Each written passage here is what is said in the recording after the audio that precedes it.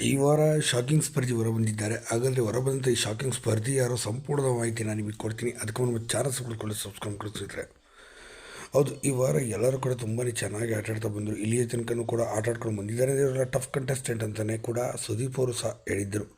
ಇನ್ನು ಅದರಂತೆ ವಿನಯ್, ನಮ್ರತಾ, ಡ್ರೋನ್ ಪ್ರತಾಪ್, ವರ್ತೂರ್, ತುಕಾಲಿ ಇವರೆಲ್ಲರೂ ಕೂಡ ಈ ವಾರ ನಾಮಿನೇಟ್ ಕೂಡ ಆಗಿದ್ದರು. ಇನ್ನು ಇವರೆಲ್ಲ ವಾರದಲ್ಲಿ ನಾಮಿನೇಟ್ ಆಗಿರೋದ್ರಿಂದ ಈ ವಾರ ಒಬ್ಬರಿಗೆ ಗೇಟ್ ಪಾಸ್ ಸಿಕ್ಕಿದೆ. ಇನ್ನು ಅತಿ ಕಡಿಮೆಯಾದ ಓಟ್ ಬಿದ್ದಂಥ ಸ್ಪರ್ಧಿ ಈಗ ಹೊರ ನಡೆದಿದ್ದಾರೆ. ಹಾಗಾದರೆ ಅತಿ ಕಡಿಮೆ ಓಟ್ ಬಿದ್ದಂಥ ಸ್ಪರ್ಧಿ ಬೇರೆ ಯಾರೂ ಅಲ್ಲ, ನಮ್ರತಾ ಅವರೇ. ಅದು ನಮ್ರತಾ ಅವರು ನಾನು ಇನ್ನೂ ಮುಂದುವರಿತೀನಿ ಅಂತ ಹೇಳಿ ಅಂದುಕೊಂಡಿದ್ದರು. ಆದರೆ ನಮ್ರತಾ ಅವರು ಹೋಪ್ಸಲ್ಲ, ಈಗ ಫೇಲ್ಯೂರ್ ಆಯಿತು ಅಂತ ಹೇಳ್ಬೋದು.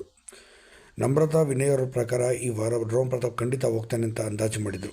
ಆದರೆ ಈ ವಾರ ಅವರಿಗೆ ಗೊತ್ತಿರಲಿಲ್ಲ ನಮ್ರತಾನೇ ಹೋಗೋದು ಅಂತ. ವಿನಯ್ಗೆ ಅಡಿಗೆ ಮತ್ತೊಂದು ಬ್ಲಾಂಕೆಟ್ ಬರ್ತಾಯಿದೆ ಅಂತ ಹೇಳಿ ಟ್ರೋಲ್ ಪೇಜ್ಗಳಲ್ಲೂ ಕೂಡ ಟ್ರೋಲ್ ಆಗಲು ಸ್ಟಾರ್ಟ್ ಆಗಿದೆ. ಹೌದು, ಎಂದು ನಮ್ರತಾ ಅವ್ರನ್ನ ಎಲಿಮಿನೇಟ್ ಮಾಡಿ ಇಲ್ಲಿಗೆ ಮೂರನೇ ಸ್ಪರ್ಧೆಯ ಎಲಿಮಿನೇಷನ್ ಕೂಡ ಮುಗಿಸಿದ್ದಾರೆ ಅಂತ ಹೇಳ್ಬೋದು.